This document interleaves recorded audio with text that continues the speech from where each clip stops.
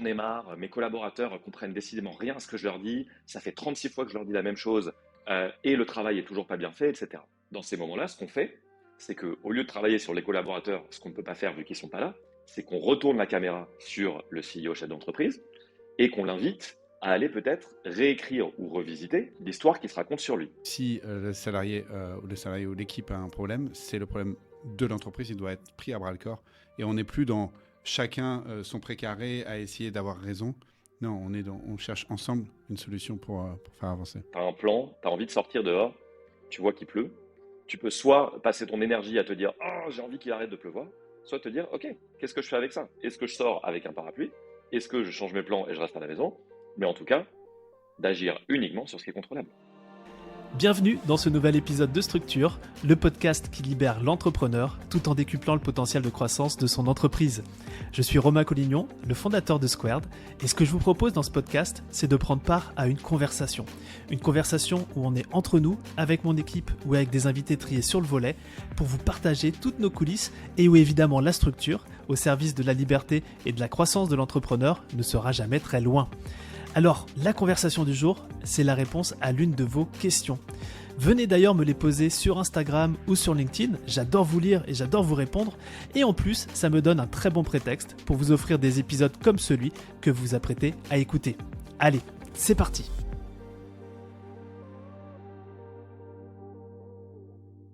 Comment faire face à l'adversité ?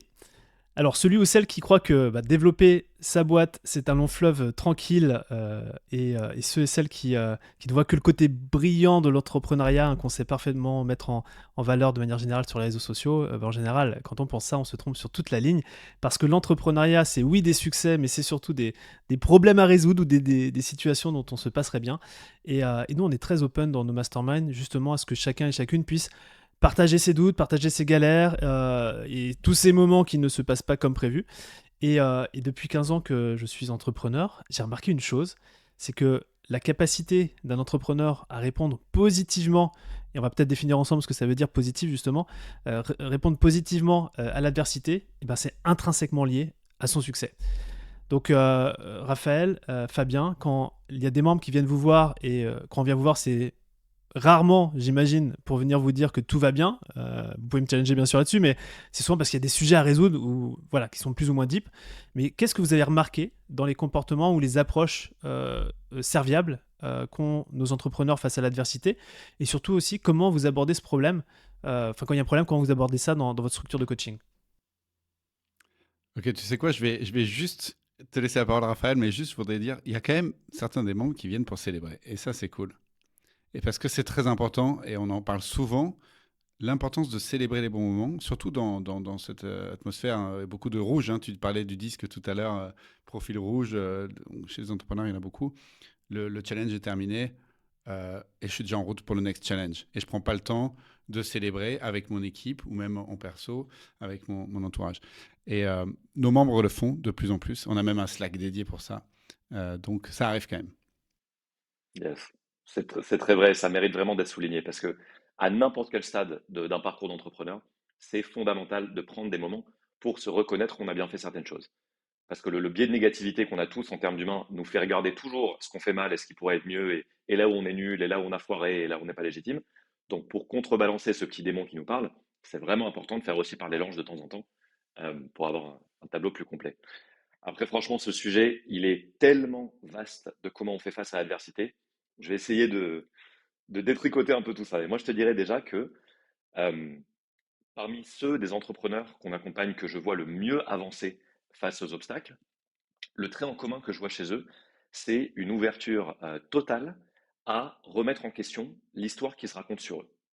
C'est-à-dire, quand ils viennent avec un challenge, souvent, ils se racontent une histoire. Et souvent, ils ne l'ont pas détricotée. Typiquement, l'histoire, ça peut être j'en ai marre, mes collaborateurs comprennent décidément rien à ce que je leur dis, ça fait 36 fois que je leur dis la même chose, et le travail est toujours pas bien fait, etc. Donc, dans ces moments-là, ce qu'on fait, c'est qu'au lieu de travailler sur les collaborateurs, ce qu'on ne peut pas faire vu qu'ils ne sont pas là, c'est qu'on retourne la caméra sur le CEO chef d'entreprise et qu'on l'invite à aller peut-être réécrire ou revisiter l'histoire qui se raconte sur lui, qui parfois est, moi j'ai tout bien fait, j'ai tout bien communiqué, je ne comprends pas pourquoi les choses sont bien faites, sont pas bien faites. Donc la première le premier trait en commun de ces entrepreneurs-là, c'est la capacité à se remettre en question, mettre un petit peu leur ego de côté et se rendre compte que qu'ils en soient conscients ou non, ils ont une responsabilité dans tout ce qui se passe dans leur entreprise. Même la relation entre des collaborateurs, où on pourrait se dire, bah, moi je ne suis pas dans la relation, j'ai rien à voir. Bah, bien sûr que si, tu as quelque chose à voir, parce que c'est toi qui as insufflé la culture d'entreprise qui fait que telle relation s'est créée chez tes collaborateurs. Donc, cette responsabilisation, pour moi, c'est probablement le facteur déjà le plus important qui aide à traverser l'adversité. Ne pas se positionner comme une victime de ce qui t'arrive, mais comme un acteur conscient qui a toujours un pouvoir d'action. Ouais, et pas un acteur qui a la caméra. Mais j'adore ta métaphore de tourner la caméra vers soi. Parce que c'est clé. Et on en revient à la notion de leader dont on parlait dans l'épisode précédent, avec ce shift de posture de je cherche à briller à je cherche à faire briller la personne morale, c'est-à-dire l'entreprise. Il ne s'agit plus de moi, la caméra n'est plus sur moi en tant que personne, elle est sur ma fonction. Et le but de ma fonction, c'est de faire croître l'entreprise. Donc si le salarié ou l'équipe a un problème, c'est le problème de l'entreprise, il doit être pris à bras le corps. Et on n'est plus dans chacun son précaré à essayer d'avoir raison. Non, on cherche ensemble une solution pour faire avancer. Ouais, absolument. En plus de ça, moi, il y a un autre point commun entre les entrepreneurs qui ont vraiment je sais pas si de la facilité, mais en tout cas de la fluidité à traverser les moments difficiles, c'est qu'ils prennent toutes ces difficultés, non seulement comme des opportunités, ça c'est le truc un peu bateau qu'on entend régulièrement, même si c'est très vrai, mais surtout comme l'occasion de se réaligner à leurs valeurs et à ce qui est vraiment important pour eux.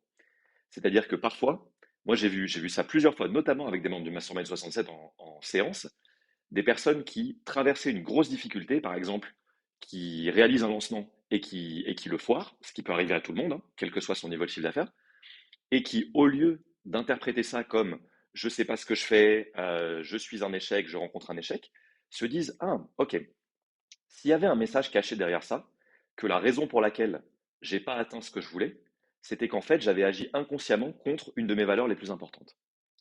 Et du coup, c'est drôle, j'ai eu littéralement hier en coaching, c'était pas dans le M67, mais avec un client à côté, cette situation où il bloquait sur le fait de communiquer à fond sur les réseaux sociaux. Et donc, face à cet échec, entre guillemets, on a creusé ensemble ce qui se jouait derrière, et on a vu que pour lui, une de ses valeurs les plus importantes, c'était la spontanéité. C'était de faire des trucs quand il en a envie, de respecter sa créativité et ses cycles à lui. Et que vu que ancré en lui, il y avait la croyance de pour communiquer sur les réseaux, il faut absolument être régulier, poster toujours à la même heure, créer du contenu toutes les semaines, etc. Il s'en empêchait parce que ça venait clasher contre sa valeur la plus importante. Et donc en voyant comment il pouvait être spontané et communiquer sur les réseaux, ça a tout de suite débloqué un truc et il a été capable, face à cette adversité, de construire la stratégie qui l'arrangeait et qui convenait à ses valeurs. Donc, dans toute difficulté, il y a une opportunité de se réaligner avec ses valeurs les plus importantes. Non, non, c'est vrai. Et c'est un exemple assez parlant, tu vois. Quand on met le mot adversité, il y a différentes granularités aussi. Il y a le fait de ne pas s'exprimer sur les réseaux sociaux. Il peut y avoir aussi un incendie qui se déclare dans un de nos masterminds. Ça, c'est un truc qu'on a vécu. Et donc, le niveau de granularité, il est. D'ailleurs, c'est une perception en vrai, hein, parce que. Mais moi, ce que je vois toujours, c'est, et je pense que vous serez d'accord avec moi, c'est de voir dans une situation qu'est-ce qu'on contrôle et ce qu'on contrôle pas. Parce que souvent, en fait, on est un peu perdu dans une situation qu'on perçoit comme incontrôlable, mais en fait, il faut juste se dire déjà de scinder, oui, il y a des choses qu'on ne va pas contrôler, et ça, bah, à la limite, c'est pas de notre ressort. Et puis, il y a des choses sur lesquelles on peut agir, par exemple, dans le cadre d'un lancement qui n'a pas fonctionné, etc. Et donc, ce qu'on contrôle, c'est effectivement peut-être cet apprentissage sur nos valeurs, etc. Mais il y en a plein d'autres. Et moi, je sais que quand ce genre de situation arrive, et il y en a à différents degrés de gravité et d'urgence, je regarde ce sur quoi je peux agir et ce sur quoi je ne peux pas agir.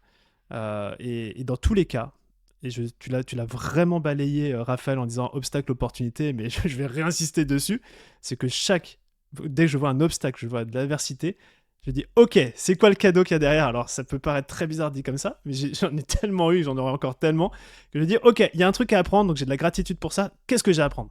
Donc là, du coup, je me mets en mode, je search, je regarde. C'est quoi le cadeau caché, etc. Et pour le trouver, justement, c'est d'agir sur ce qu'on ne contrôle pas. Et de voir les leçons qu'il y a à apprendre, justement, d'une situation qui n'est pas forcément des plus agréables. D'agir sur son contrôle, je veux dire. sur ce qu'on contrôle. Ouais. Ouais, sur ce qu'on contrôle, j'ai dit. Ok, sur ce Yes. qu'on contrôle. Merci pour la petite correction. Et d'arrêter de passer du temps à ruminer sur des trucs sur lesquels on n'a aucun contrôle. C'est comme quand t'as un plan, tu as envie de sortir dehors, tu vois qu'il pleut. Tu peux soit passer ton énergie à te dire oh, j'ai envie qu'il arrête de pleuvoir, soit te dire ok, qu'est-ce que je fais avec ça? Est-ce que je sors avec un parapluie? Est-ce que je change mes plans et je reste à la maison? Mais en tout cas, d'agir uniquement sur ce qui est contrôlable. C'est pas juste en entrepreneuriat, hein.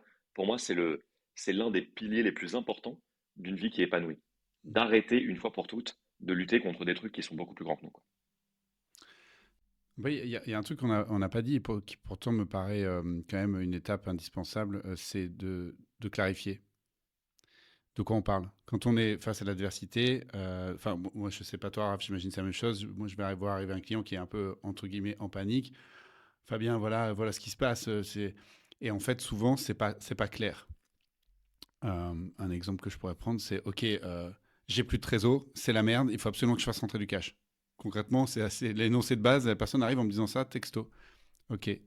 Euh, et moi, la première question que je vais poser, c'est pas comment faire du cash, c'est de quoi on parle, c'est quoi le problème? C'est quoi le niveau de trésor? De combien tu as besoin de trésor chaque mois? Donc ça te donne combien de mois? Et puis etc. Et en fait, en clarifiant dont on parle, bah déjà, on fait baisser le niveau de stress. Et ensuite, c'est le rapport à la vision, toujours pareil, hein, c'est la première pierre à poser, c'est où est-ce qu'on va. Et, euh, et donc cette décision-là, tu me dis, c'est le truc le plus important de ta vie actuellement. Ok, on prend 10 ans de recul, en quoi est-ce que c'est important? Hein. Ou qu'est-ce que te dirait ton toi dans 5 ans face à cette décision, enfin cette adversité. Donc voilà, remettre du contexte, remettre de la clarté, pourquoi c'est important et quel impact sur la vision. Donc, en fait, c'est un peu basique ce que je dis, mais il me semble que ça fait partie vraiment du process, de l'arbre de décision dans le cheminement face à l'adversité. Et moi, je te suis parce qu'on a parlé dans les précédents épisodes, et j'avais pas forcément mis le doigt dessus, mais c'est grâce à vous, de l'accès aux ressources, nos ressources personnelles en tant que chef d'entreprise. Et c'est vrai que face à l'adversité, il y a tellement un chaos en face de nous, on ne sait pas comment traiter l'information, etc. Et d'avoir ces stratégies que vous partagez, de calmer le mental, de remettre en perspective par rapport à la vision, bah finalement, c'est ouvrir une porte pour accéder à des ressources auxquelles on n'avait plus du tout accès face à la situation. Mm. Et après, bah, effectivement, ressources qu'on va essayer d'aller peut-être mettre en place sur les choses que l'on contrôle. Mm. Totalement. Et ce que tu as dit, Fabien, moi, franchement, ça me semble pas du tout basico-basique. Au contraire, c'est le cœur de ce qui est le plus important dans un travail de clarification. C'est-à-dire, c'est faire verbaliser à la personne ce qui la frustre dans cette situation. Parce que souvent, il y a 20 trucs qui la frustrent en même temps, qu'elle mette sous un parapluie très grand, du genre je suis saoulé, mes collaborateurs comprennent pas, je sais plus où je vais, alors qu'en fait, à ce niveau-là de frustration, on peut rien faire. Donc, c'est vraiment à un niveau de granularité qui est beaucoup plus fin qu'on peut enfin comprendre sur quoi, enfin, qu'est-ce qui est actionnable en fait dans l'adversité et dans la frustration. Tu vois, j'ai encore une fois un exemple qui date littéralement d'hier après-midi, d'une entrepreneuse. T'en as fait des choses hier Ouais. après-midi, dis donc. Ben, J'ai j'ai eu eu une semaine, 25 coachings. l'une des plus grosses semaines de ma vie, donc c'est cool parce que ça me donne du matos pour échanger avec vous.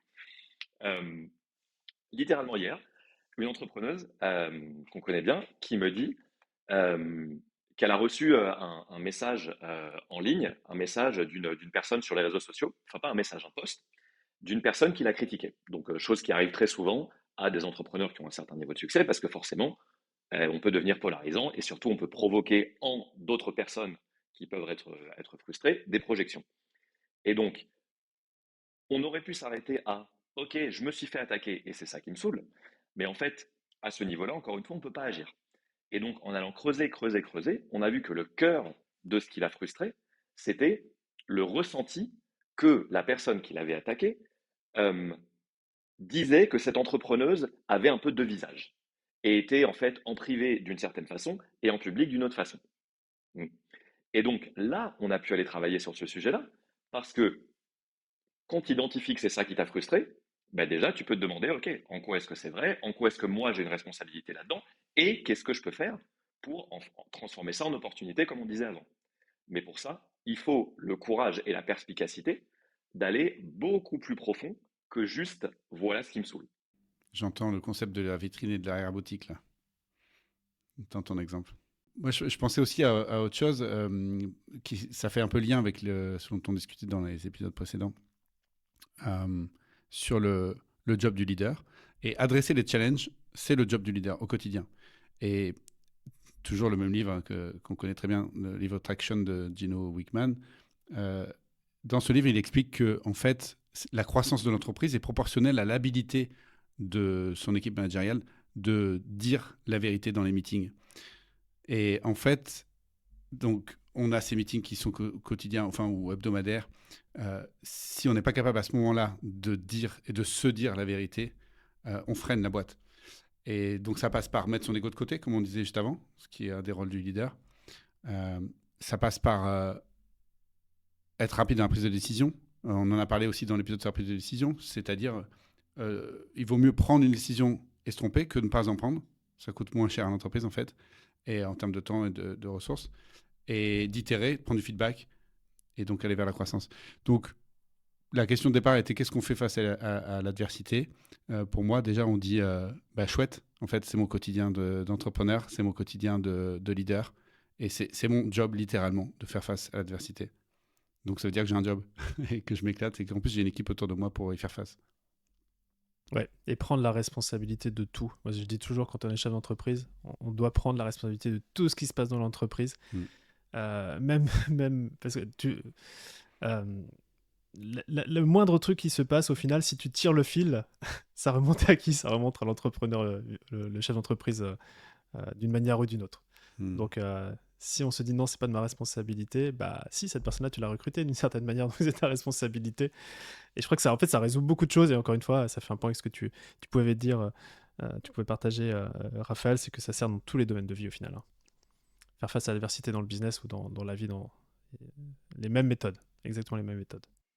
Ben ouais. Et en plus de ça, ce qu'on a dit sur la capacité à voir le cadeau caché, à voir l'opportunité, et surtout à se poser les questions de qu'est-ce que je peux apprendre de cette situation, pour moi, c'est important aussi que les entrepreneurs ne limitent pas ces questions-là au moment où ils traversent l'adversité, mais aussi, contre-intuitivement, au moment où tout va bien, entre guillemets, dans leur business. Parce que le problème, si quand tout va bien, tu ne te poses pas ces questions, c'est que du coup, tu deviens complaisant et tu arrêtes de remettre en cause des choses qui pourraient aussi favoriser ta croissance ou favoriser peut-être plus de challenge si tu trouves que tu n'es pas assez challengé, etc. Et donc, oui, traverser l'adversité, c'est important, mais traverser les moments où ça va bien et les moments de croissance avec cette optique de jour après jour, qu'est-ce que j'apprends, c'est tout aussi important pour moi. Parce que c'est ça qui fait des entrepreneurs vraiment résilients et qui arrêtent d'être addicts juste à la croissance et au succès, mais qui sont capables de voir que, et dans la croissance et dans les moments d'adversité, il y a toujours des opportunités de grandir. Ouais. Et intuitivement, je dis que c'est plus compliqué, tu vois, de le faire quand ça va bien. Parce que c'est quand on est face au mur, en fait, on n'a pas le choix que se dire, OK, on adresse le sujet. Mais j'entends, très clairement, c'est certainement la meilleure approche à avoir. Bah ouais. Et tu sais, ça me rappelle ce concept que tu m'as appris d'ailleurs quand j'ai rejoint l'équipe de Square, euh, qui est celui de la boucle de feedback. C'est-à-dire que cette boucle de feedback, de se demander après n'importe quelle action, qu'est-ce que j'ai bien fait, qu'est-ce que j'ai pas bien fait, qu'est-ce que je ferai différemment la prochaine fois, ça s'applique aussi dans les moments où on estime avoir bien fait les choses. Parce que se forcer à aller regarder aussi ce qu'on aurait pu mieux faire, ça enlève pas le kiff et la fierté et la satisfaction d'avoir bien fait les choses, mais ça permet toujours de cultiver ce mindset de croissance, qui est la compétence la plus importante pour moi quand on veut développer une entreprise pérenne sur le long terme. Ouais. Et cette boucle de feedback, on pourrait le résumer à la réponse à deux questions. La première question, c'est qu'est-ce qui a fonctionné? Donc là, on reste sur du win, on reste sur quelque chose de positif. Et puis, deuxième question, c'est si on devait recommencer cette expérience de zéro, qu'est-ce qu'on aurait fait différemment? Et donc, c'est voir aussi cette expérience comme un apprentissage et une opportunité de croissance. Eh bien, écoutez, je pense qu'on a fait un grand tour sur ces différentes perspectives, justement, sur l'adversité, sur les sujets des fois durs à encaisser quand on est chef d'entreprise. Et avant de vous quitter, j'ai une annonce à vous faire, c'est qu'on vient d'ouvrir là cette semaine les candidatures à nos Mastermind 67 et 78 pour la rentrée 2024. Ces candidatures, elles sont ouvertes pendant quelques jours seulement jusqu'au 15 décembre à minuit. Donc si ça vous trotte dans votre tête déjà depuis quelques temps de nous rejoindre, je ne vais pas passer par 4 chemins. La fenêtre de tir, c'est maintenant. Et pour nous rejoindre et candidater, il suffit soit nous envoyer un message sur Instagram, sur LinkedIn, un email, un pigeon voyageur, pour que je puisse vous partager la démarche à suivre. Hein. L'idée de ce contact, c'est vraiment de connaître vos enjeux et de voir si ça fit avec ce que l'on propose dans nos masterminds. Ou soit vous pouvez directement aller sur le site de Squared, c'est squared.eu l'adresse, et vous prenez rendez-vous avec un membre de l'équipe qui saura exactement vous accompagner dans votre processus de décision. Donc voilà, les candidatures sont ouvertes jusqu'au 15 décembre, et si vous souhaitez nous rejoindre, eh bien, c'est le moment.